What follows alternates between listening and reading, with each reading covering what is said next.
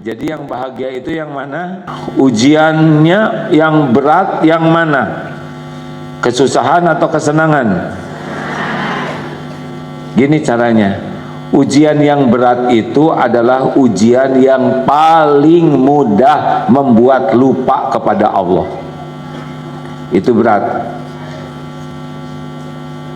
Dan ujian berat itu adalah yang paling dekat dengan kesenangan nafsu. Coba nih, naik pesawat lancar, apa yang dilakukan penumpang? Tidur atau nonton video, dengar musik? Jarang yang zikir. Tapi ketika pesawatnya goncang, apa yang terjadi? Semuanya zikir. Termasuk yang jarang zikir juga jadi zikir. Mana yang Allah sukai? Lupa ke Allah atau ingat ke Allah? Jadi Allah memberikan goncangan itu bagian dari musibah atau nikmat? Nikmat, karena dimudahkan jadi ingat ke Allah. Ini ya, saya mohon maaf, ada beberapa ibu-ibu yang konsultasi tukar pikiran gara-gara suaminya lincah lagi.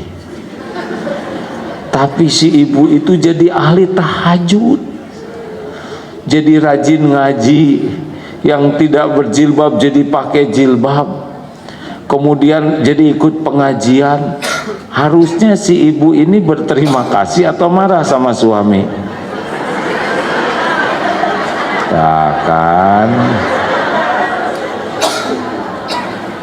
Kasihan suami dong, ha? Udah dia yang bagian punya dosa, ibu jadi solehah. Harusnya ibu berterima kasih. Ayo pak. Oh, bukan lagi. Ayo pak, tobat. Baru kemarin juga ada ini pengusaha, beliau juga diajak temannya tukar pikiran, menarik sekali. Jadi bahasanya, jadi kata temannya, assalamualaikum, pokoknya jadi soleh aja. Tiap hari sholatnya di masjid, tahajud nggak pernah lepas, seneng dengar ceramah agama. Tahu apa sebabnya? Dipanggil oleh KPK, tidak sebagai tersangka, tapi karena pengusaha, nah kliennya itu terdakwa, ini dipanggil. Itu katanya gelisahnya luar biasa, hanya dipanggil manusia, ya kan? Itu juga jadi saksi, bukan tersangka. Tapi udah benar-benar, aduh, harus bagaimana sekarang? Harus berterima kasih sama KPK, ya kan? Karena gara-gara dijadikan saksi, benar-benar jadi wirid terus. Biasanya jarang ingat Allah. Ini serius hadirin. Mana yang Allah sukai? Lupa atau ingat kepada Allah? Jawab.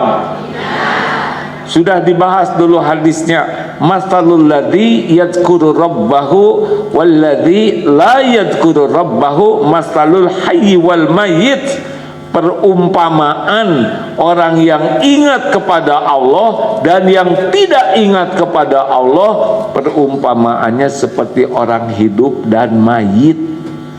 Jadi ketika zikrullah lah, ingat Allah, tafakur, doa, menyebut nama Allah, hati ke Allah, itu baru jadi manusia kita ini hidup. Jadi selebihnya mah zombie aja. Jadi kalau ibu arisan nggak ada yang ingat Allah, itu arisan zombie.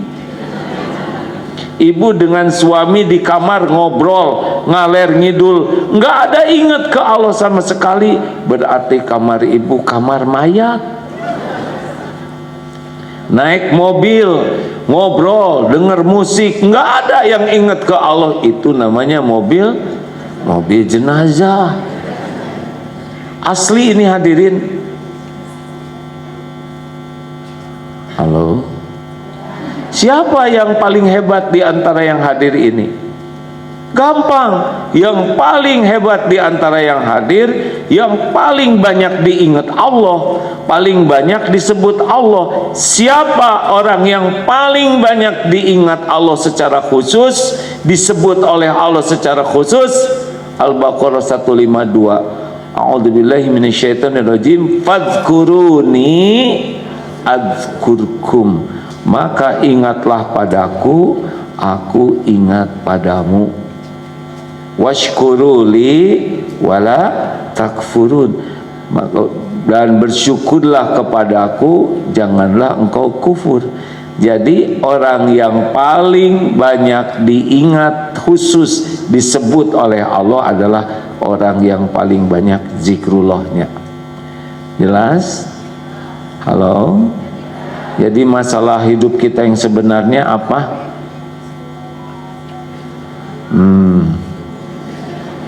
Segitu jelas teh. Jadi masalah ibu teh apa dalam hidup tubuh? Hutang. Masalah terbesar kita itu kebanyakan mikir, kurang zikir. Benar? Ulangi, coba ulangi.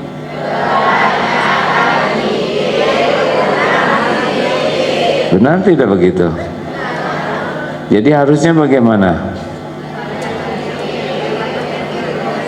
Jangan ngarang, banyak zikir kurang mikir. Saya salah.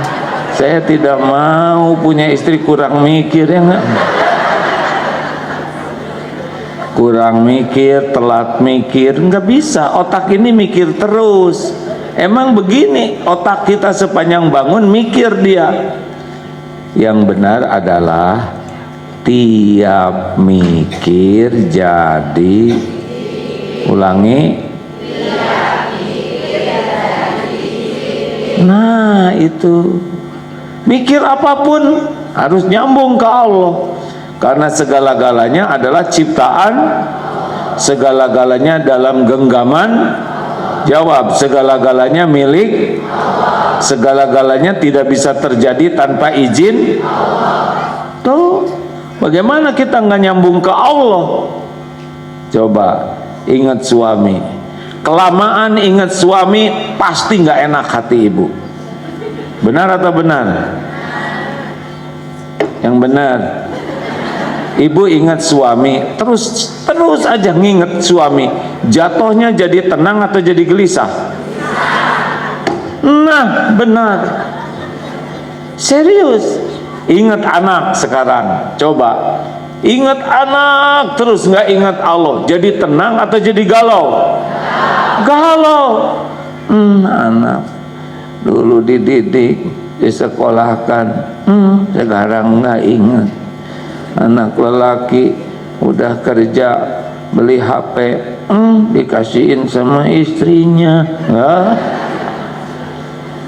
Makanya ulama ada yang mengatakan, ingat manusia kebanyakan tuh penyakit, obatnya adalah zikrullah. Halo? Jadi masalah kita yang sebenarnya tuh kurang zikir. Atau kalau disebut rumusnya bagaimana? Tunggu dulu. Bukan. Kan saya yang ngarang, Bu diam. Jangan dulu ngomong. Saya mau ngomong, si ibu ngarang. Saya belum selesai ngarangnya. TJR. Ulangi. Telat mengembalikan urusan ke Allah. J, jarang ingat Allah. R, ragu kepada Allah. Itu masalahnya, ya kan? Ingat apa-apa segala dipikir, enggak kembali ke Allah. Udah gitu jarang ingat Allahnya. Dan kalau ingat Allah enggak yakin ke Allahnya, alias ragu. Harusnya bagaimana? CBY, bukan SBY, CBY. Singkatan dari apa? Cuci lo, bukan. Cepat kembalikan segala urusan kepada Allah. B-nya banyak mengingat Allah. Y-nya yakin kepada janji jaminan Allah. Udah tenang itu. Dah. Pokoknya sekarang CBY aja. Ingat suami langsung ingat. Bagaimana ingat suami ingat Allah? Gini, ingat suami, suami ciptaan, suami milik, bagus. Suami dalam genggaman, yang membulak-balik hati suami adalah, itu begitu Bu. Jadi kalau ibu sedang cemburu gitu ya, tinggal sholat, laporkan kepada Allah yang Maha Tahu. Ya Allah, Engkau tahu saya sedang cemburu. Suami saya tugas keluar kota. Saya tidak tahu, video call sih emang ada temennya terus. Tapi yang aslinya siapa? Wahai yang Maha Tahu segalanya. Allah tahu nggak kelakuan suami? Allah tahu tidak apa yang ada dalam pikiran dan hati suami? Bagus, kalau udah pakai itu udah enak. Sholat titip suami, ya Rob, suami saya satu-satunya. Nggak usah ngomong gitu, nggak usah ya. Ya udah pasti satu. Titip ya Allah. Hanya Engkau yang kuasa menjaga matanya, pikirannya, hatinya. Saya tidak bisa apapun selain bersandar hanya kepadamu.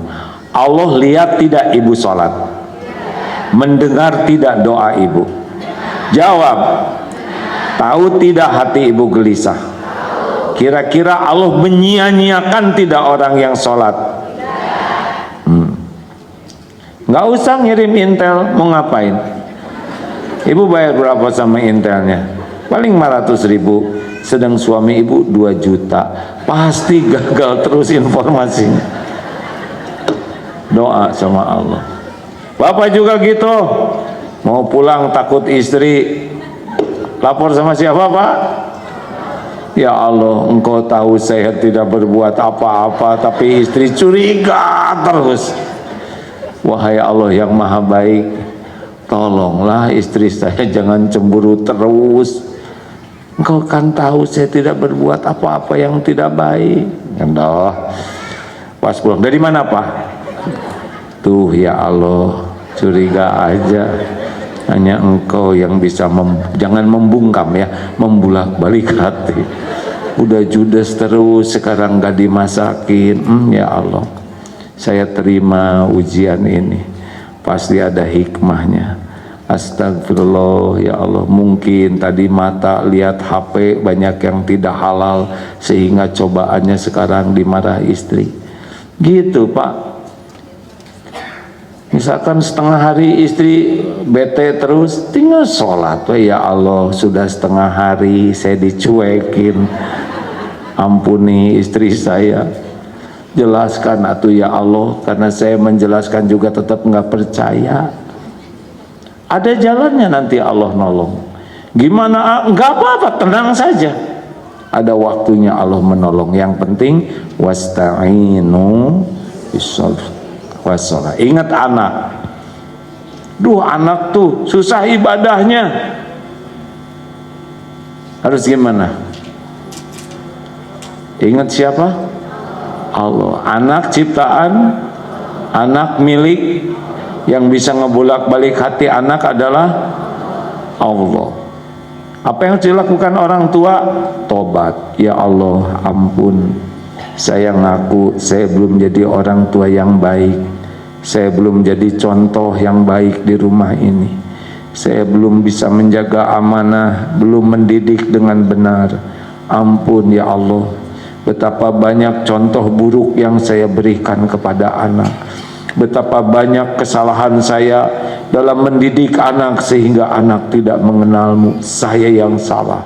Anak belum soleh, kita orang tua tobat. Ya Allah, hanya Engkau yang kuasa membulak-balik hati. Begitu. Sakit,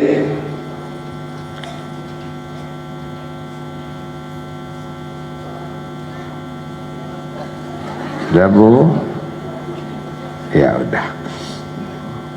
Dah sakit, stres, ingat sakit. Kalau sakit langsung ingat Allah. Inna lillahi wa inna ilaihi raji'un. Ya Allah, tubuh ini milikmu, tubuh ini setiap saat dalam genggamanmu. Engkaulah dengan izinmu badan ini sakit, dan hanya dengan pertolonganmu badan ini bisa sembuh. Harus berobat kemana ya Allah? Nanti kalau Allah mau menyembuhkan dengan dokter, kita ketemu dengan dokternya. Kalau kita akan disembuhkan Allah lewat obat, kita akan ketemu dengan obatnya. Tapi saya ridho ya Allah dengan sakit ini. Pasti ini diundang oleh dosa-dosa saya, ampun ya Allah. Saya ngaku badan sehat, sering lupa kepadamu. Astagfirullah. Gitu. Pas ketemu obat, mata lihat obat, hati ingat siapa? Ya Allah, tidak ada yang menyembuhkan. Anta syafi, engkaulah maha penyembuh ya Allah. Tidak ada kesembuhan selain darimu. Saya makan obat ini, jadikan sebagai amal soleh ikhtiar. Bukan obat ini yang menyembuhkan, melainkan engkau ya Allah. Bismillah. Allah lihat tidak kita makan obat kayak gitu? Atuh jawab, hadirin lihat tidak? Saya tidak boleh berharap ke makhluk ya. Cuman gimana gitu kalau nanya yang gampang pada diam aja. Enak hadirin, enak. Bisnis, wah ini ada proyek nih. Langsung lapor, ya Rob, kalau bisnis ini kebaikan dunia akhirat, mudahkan, kalau enggak jangan. Hitungannya sih akan untung, hitungan manusia, tapi engkau maha tahu di balik bisnis ini besok lusa apa yang terjadi. Ya'lamu ma baina aidihim wa ma khalfahum. Allah tahu di depan, di belakang yang akan terjadi, yang sudah terjadi. Wah Bu, itu nanti orang tuh ngancam. Ada Allah yang menguasai. Keluar zikirnya apa? At-Taubah ayat 51. Qul la yushibana illa ma kataballahu lana huwa maulana wa 'alallahi falyatawakkalul mu'minun. Katakanlah, sekali-kali tidak akan menimpa kepada kami kecuali apa yang sudah ditetapkan Allah untuk kami. Dialah Allah pelindung kami. Kepada Allah lah orang-orang beriman bertawakal. Tahu-tahu kejadian kita ketipu, gak apa-apa. Kalau ketipu bagaimana? Syukur, bukan kita yang bagian nipu. Betul tidak?